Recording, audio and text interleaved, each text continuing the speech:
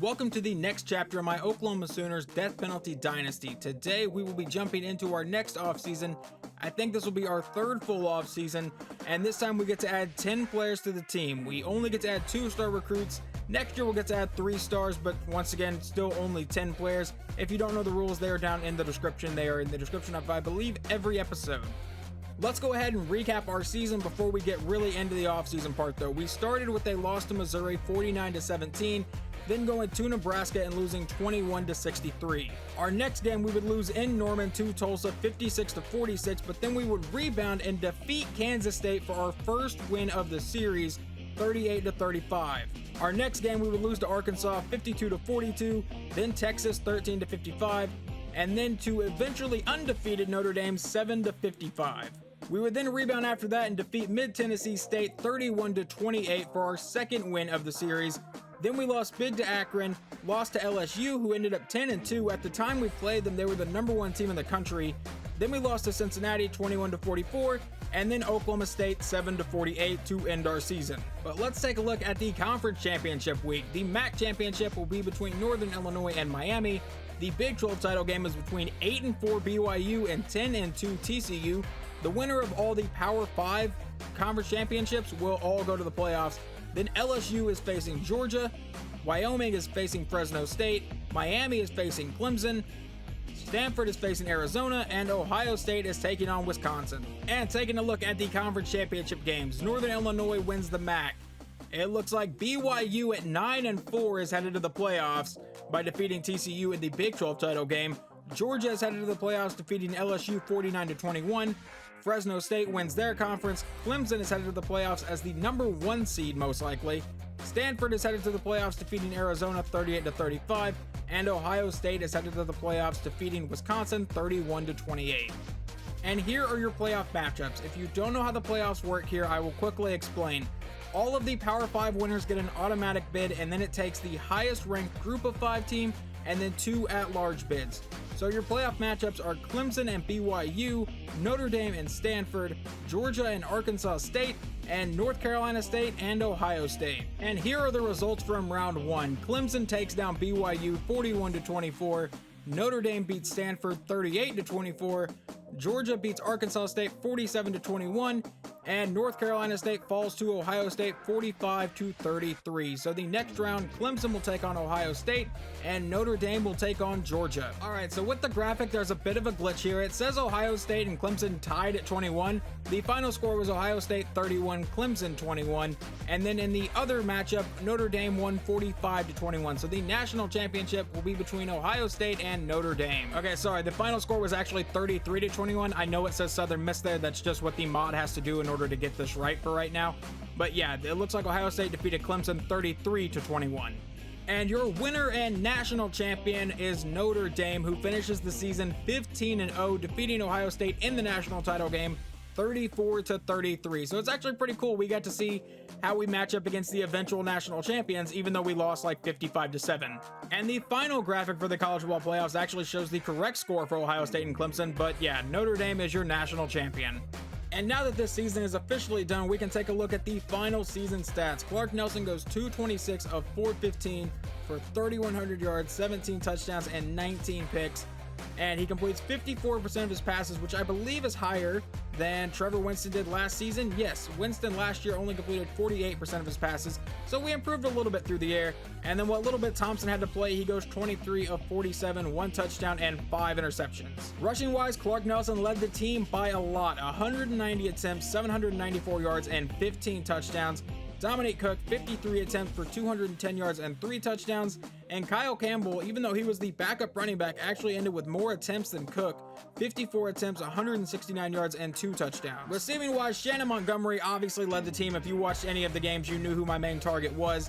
He catches 72 passes for 1,153 yards and 5 touchdowns. Tim Scott, 33 for 484 and 2 scores.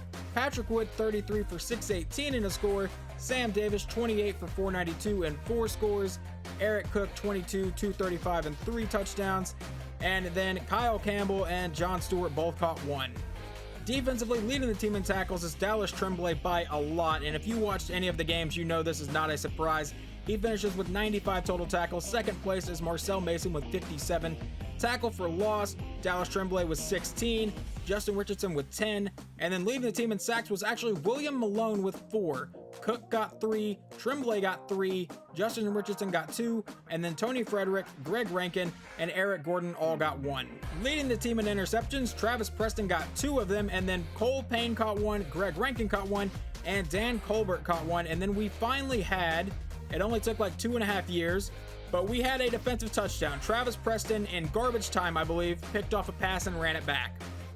Now we will check who led the country in certain statistics, like Devin Leary, quarterback for North Carolina State, had the best passer rating in the country. In terms of yards, DJ Uyongwale, I probably butchered that, but he threw for 4,100 yards.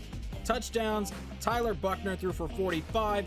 Interceptions, did we lead the country? We did not. Braden Shager out of Hawaii did. We did tie for second with 3 people though. Rushing wise, Northern Illinois gave their running back the ball 413 times. That is absurd. He ran for 2,300 yards, which I'm pretty sure, yeah, that's going to lead the country. Only 5.7 yards a carry though. Travion Henderson for Ohio State and Kendre Miller for TCU both had 7.2 yards a carry. Leading the country in touchdowns was Michael Wiley, the Heisman winner out of Arizona, with 23. Receiving wise, no one caught 100 passes, but Kyle Ford got 99 for 1,600 yards. He also led the nation in receiving yards. Hey, look at Shannon Montgomery is actually on this list. That's pretty good.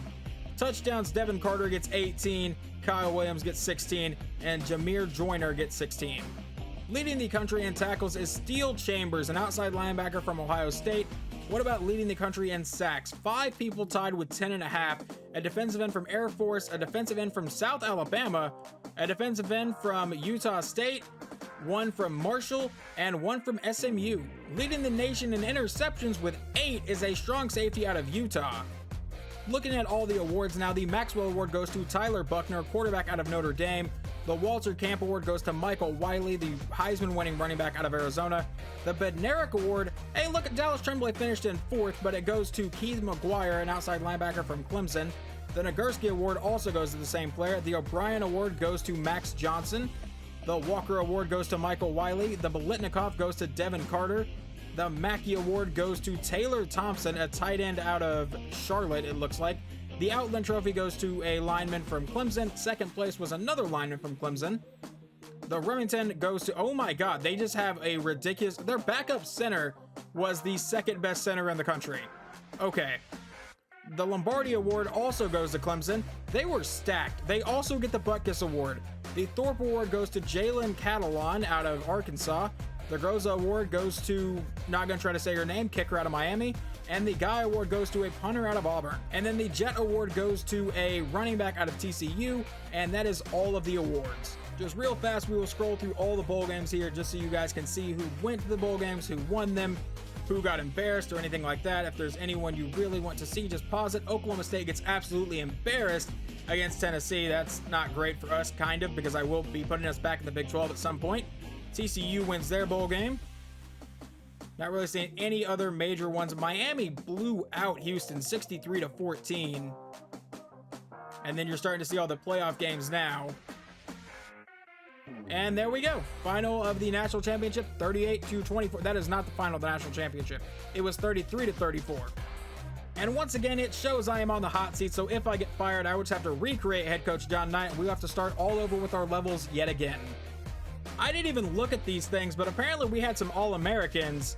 I'm hoping I can go back and still look at that, but I imagine it says second team All-Conference. Not sure who that's going to be, but freshman All-Americans got to be Clark Nelson, Shannon Montgomery, and Dallas Tremblay. And yeah, it shows we were fired, so let me go ahead and try to fix that. Okay, so I've been able to fix it. I changed the old head coach's name to Pat Knight so I can still keep track of where he goes. But once again, we have recreated John Knight. Obviously, I have to restart levels and everything, which sucks. And we have to remember that our record is actually not 0-0, but 2-22. So we actually do lose 3 players. We lose a tight end, a defensive tackle, and a defensive end. So I never outlined the exact rules on transfers because I didn't think I would actually get any. But I think we're just going to take them. I can't use them for this season anyway. They all have to come in and sit a year. But but we get a running back out of Arkansas, Josh Golden, a defensive tackle out of Texas Tech, and a quarterback out of UTSA. Like I said, I won't be able to use them for the first season, but after that, this might really help the team, and I feel like adding 3 players under 70 overall isn't going to drastically change much. So I said at the beginning of the season I was going to try a new strategy with recruiting, and I guess I kind of just went a little overboard offering scholarships. We will only keep 10 of these guys. He's probably not going to be one. He's a JUCO, so I don't think he'd be here too long.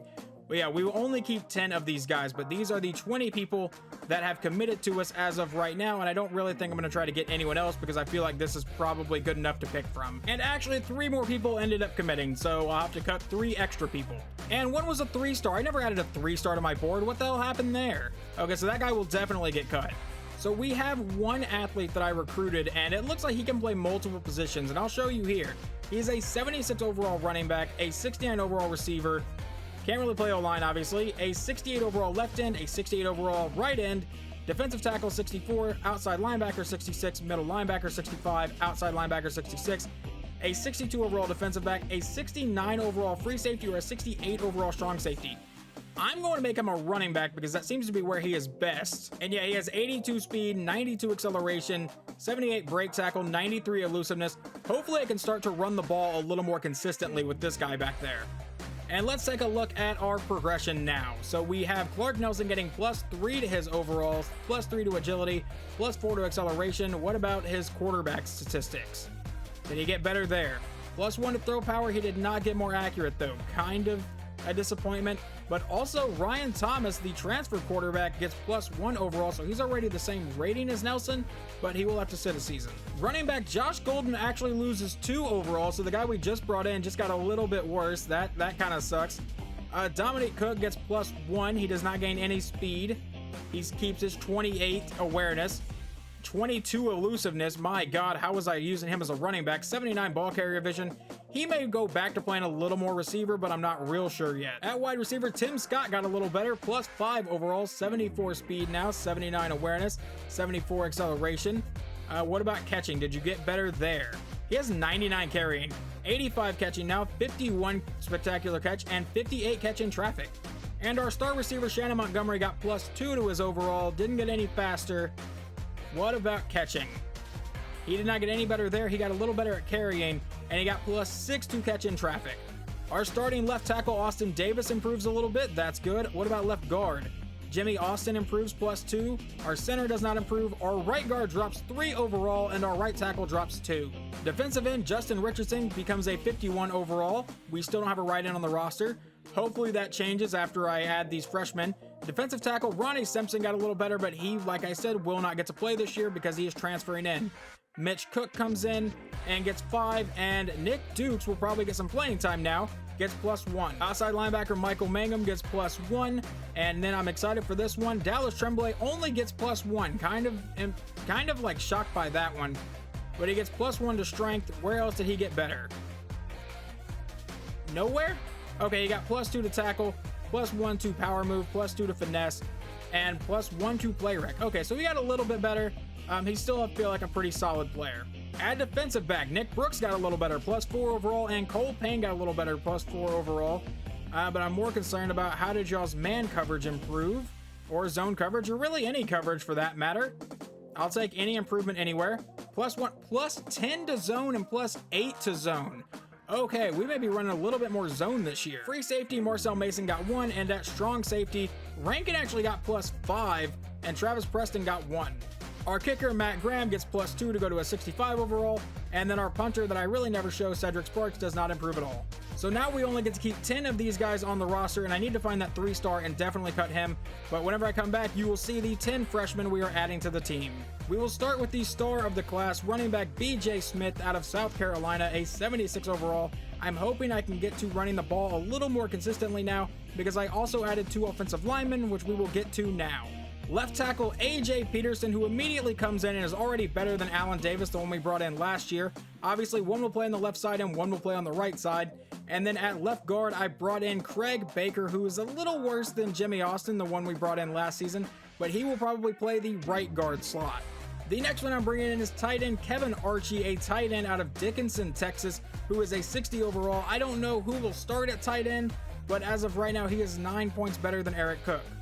And then the rest is all defense, because that was a major problem. We start with defensive tackle Mike Handy, who is a 66 overall with 79 strength, immediately our best defensive lineman on the team, outside of Ronnie Simpson, who cannot play until next season. Then the next player I'm bringing in is outside linebacker Jeff Ryan, who will obviously line up beside Dallas Tremblay and hopefully start to shore up that front seven. I also forgot to mention defensive end Thomas Jackson. I wasn't going to keep him, but I can't cut him because then we would have no one at right end, and the game won't allow me to. The next two players I'm bringing in are defensive backs Tim Wilson and Clayton Samuel. Obviously, these two guys will play on the outside, and I'm hoping we don't get torched as much as we did. And then the last player I'm bringing in is strong safety Kawika Moore out of Apex, North Carolina. He is a 65 overall safety with 86 speed, 92 acceleration. He has kind of bad awareness, but I'm hoping that doesn't kill him too much. And then we can check out all of his ratings here because I want to see his zone coverage, which is 63. Not great, but it's better than anyone we currently have at safety. So that is the 10 freshmen we are adding to this team. We added no wide receivers, so that will be an interesting development. But we can obviously add 10 more people next season, and they can be up to 3 stars, so maybe I'll add a receiver. And here will be our schedule for next season. We will start against the defending Big 12 champion BYU Cougars. Then we will travel to Tulsa, take on Vanderbilt, who is coached by Lincoln Riley, I believe. And then at Iowa State, a bye week, then the Red River Shootout, then go to North Texas, to Ole Miss, then to Wisconsin, then back home to face Missouri, an open week, and then at Texas A&M, Louisiana Tech the next week, and then we will finish the season off in Bedlam against Oklahoma State. And real quick, we will go over the offense. Starting at quarterback will obviously be Clark Nelson. At running back will be BJ Smith. At fullback, we have Bernard Edmonds. At wide receiver, we have Tim Scott and Shannon Montgomery. At tight end, we have Kevin Archie and Eric Cook. Left tackle will be true freshman AJ Peterson. Left guard will be sophomore Jimmy Austin. At center, we will have 52 overall Kirk Evans. Probably going to look to recruit a center this year.